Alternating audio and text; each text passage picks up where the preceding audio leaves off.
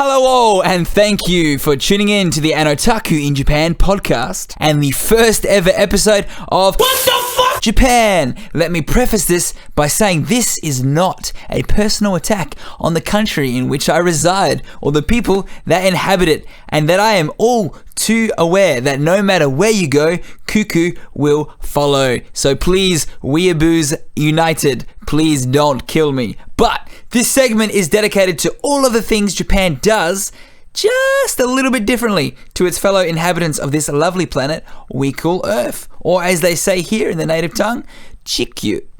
The first episode, and one that I find all too amusing, is fetish crimes. So without further ado...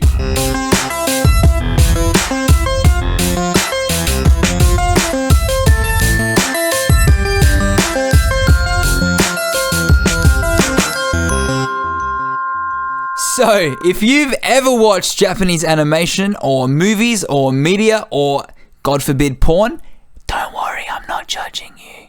We all do it. Then you probably know that the Japanese cut it pretty fucking fine when it comes to the exploitation of minors in said media. You might have seen the middle-aged men casually browsing the porn magazines in 7-Eleven, apparently unaware that porn is free on the internet. And they can just do it in the privacy of their own home, not in public, in 7-Eleven, where children and grandparents and I can see them doing it. But I digress. What you might not know, especially if you don't frequent Japanese news sites or programs, or know that Japan has a kind of sexually repressed culture, part of the reason they have such a low birth rate, which is actually a real problem at the present, is that almost every week there is a fetish crime story that just fucking blows the previous week's fetish crime story out of the water. Take, for example, two of the very real headlines from this week's news. Kyoto serial footlicker apprehended, and plastic surgeon denies licking unconscious patient's breasts. Now, I don't blame the surgeon for denying it. I probably would too. The foot licking thing is probably gonna be a little bit harder to deny, seeing as how he apparently did it for over 30 fucking minutes. 30 minutes! I know another body part which would probably appreciate that a little bit more than the feet. But I digress. That's just this week's news. Let me tell you something systemic. So, you want to take a photo in Japan, you have a Japanese phone, boom. It's going to make a fucking really loud noise because you cannot turn that noise off without the aid of a third-party application. And do you want to know why?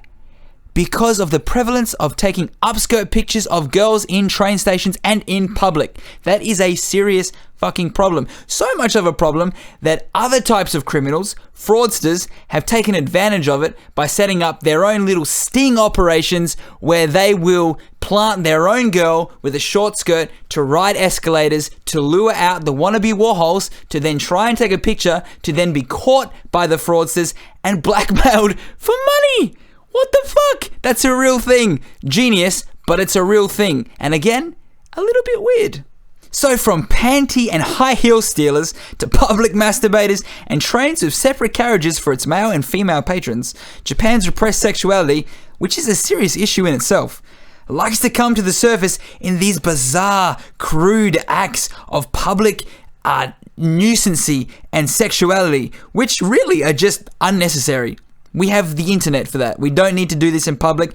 No one needs to bring their shame into the public spectrum, okay? I'm not going to do that. You shouldn't do that. So I must admit, it's very deserving of the moniker fetish crimes. So tell me, and keep it fucking legal, you sick individual, what would your fetish crime be? If you are watching on YouTube, you can leave your comment in the comment section down below. If you downloaded the podcast version and are listening through that, fucking thank you, you have made my day. So send me your answer using the email provided on the page. And finally, if you're not listening, fuck you. I've been your host, and until next time.